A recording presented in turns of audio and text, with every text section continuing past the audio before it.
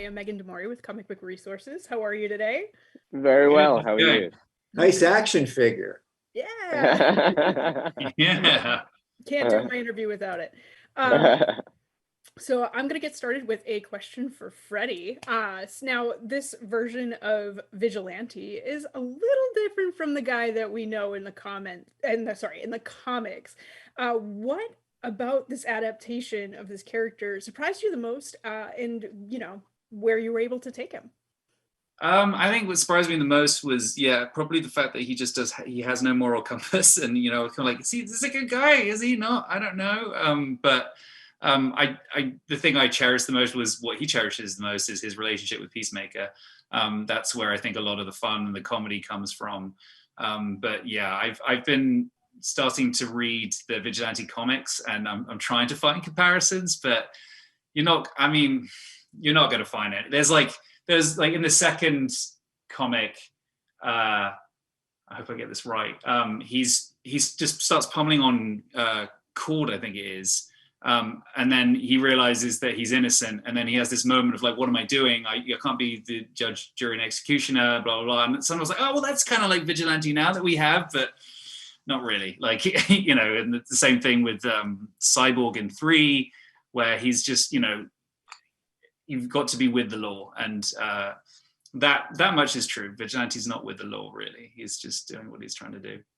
And just jumping off really quickly, what you've said about his relationship with Chris, with Peacemaker. Why do you think it is about Peacemaker that makes him so attached to him?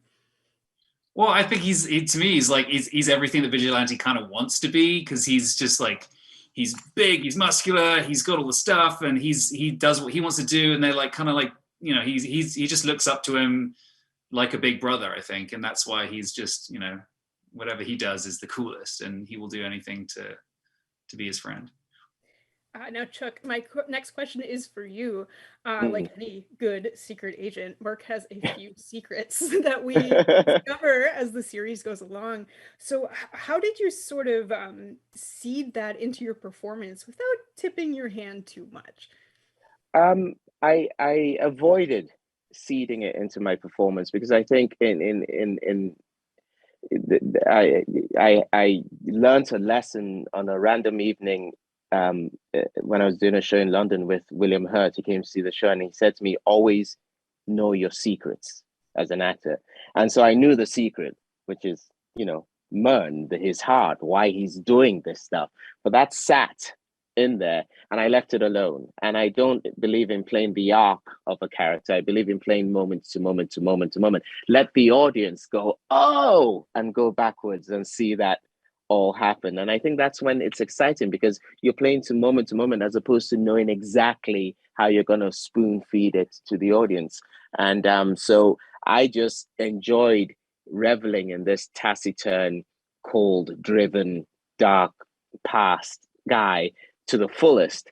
And then when that moment came, when he found out how much he cares, it was so rewarding to be allowed, or to allow myself to play it fully instead of having diluted it right through, Mm-hmm. Yeah, that's and like you're saying there, he's got this hard-edged killer side to him, and yeah, this softer side that wants to feel more often, I guess you could say. So how did you set out to balance those two very disparate sides of that character? Again, it's similar. Like James, he's such a good writer in structure and character development. The little hints throughout. There's a moment at the end of episode 4 when he's alone in his apartment. There's moments when he talks to Adebayo, which he'll watch her walk off, and he'll let a little smile come on the side of his face because she's got potential. There's moments of, and then some moments of comedy, although he does it in a very dry way. I think comedy always opens up the heart a bit of a character, So there was plenty to sort of feed that warmth and that heart without taking the easy way. The easy thing would have been to play that. No, I played hard. If you don't love him, great. If you don't, whatever.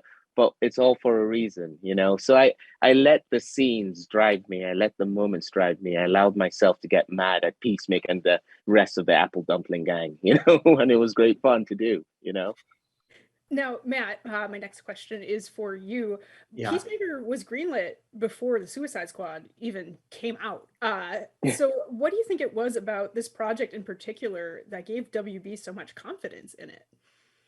Well, I think it was really the combination of John Cena and James Gunn, so they had made the movie and then decided while filming the movie, James had sort of come up with this idea of possibly spinning off his character into a TV show. And then, once COVID hit and he had some time to sort of lock down and think about how that would actually play out, they were obviously very keen on the movie, but at the same time, it was also this incredibly undeniable team of John and James kind of coming together to explore this character that I think is the reason that they greenlit it right from the beginning. Now, my next question is for all of you, and Freddie, I'll get started with you again.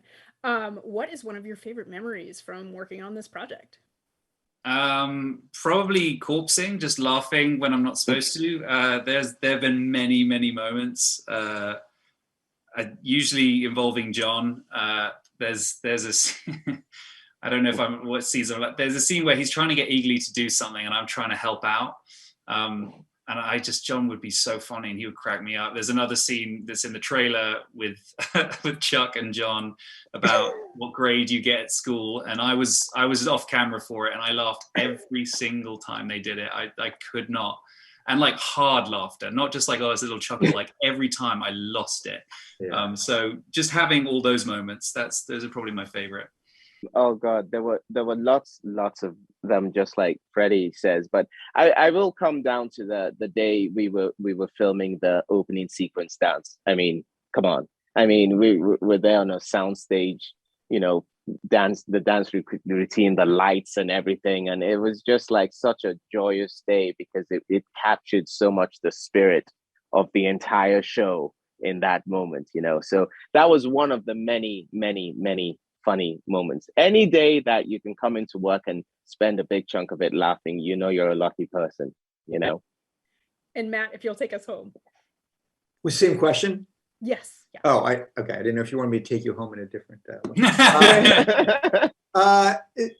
for me, like it was a real delight to do the show. But the one scene that I'll never forget is there's a scene at the diner at the very beginning, Fennel Fields, and it's the first time that Peacemaker sort of introduced to the team, and it was in that scene and in that moment where you realized, oh, there's a television show here, because the dynamic between the characters, the seamlessness with which all of the actors were able to perform it really felt like this kind of superhero office type of a dynamic between them. And it was very, very comfortable. And in that moment, I think, for me at least, watching it through the monitors, you realize, like, yeah, this is really a show that can work.